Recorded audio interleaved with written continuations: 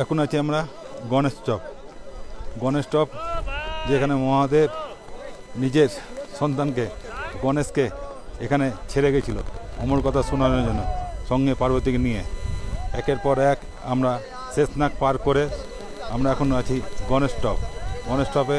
এখানে গণেশজিকে ছেড়ে গেছিল, সেই জায়গায় দাঁড়িয়ে আছি আমরা গণেশ টপে। দেখতে পাচ্ছেন চারিদিকে বরফে বরফ, ঠান্ডা, প্রচুর ঠান্ডা। গণেশ টপে প্রচুর হাইট, আর এখানে খুব অক্সিজেন কম। তার মধ্যে আমরা দাঁড়িয়ে একটু ফটো শ্যুট করছি। আমাদের সঙ্গে আরও দুজন আছে, অখিলদা, বীরেনদা, তিনজন সবাই মিলে আছি।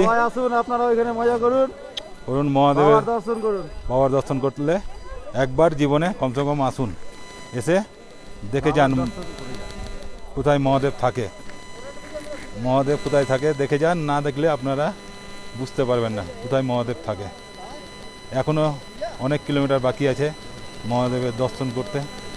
বাবার দর্শন করা সবার পক্ষে সম্ভব হয় না, তাও আমরা খুব চেষ্টা করে, খুব কষ্ট করে এত দূর অবধি পৌঁছেছি। এখনও অনেকক্ষণই পথ বাকি, দেখি কত দূর যেতে পারি। যতটা পারি আপনাদেরকে আমরা এনজয় করাবো।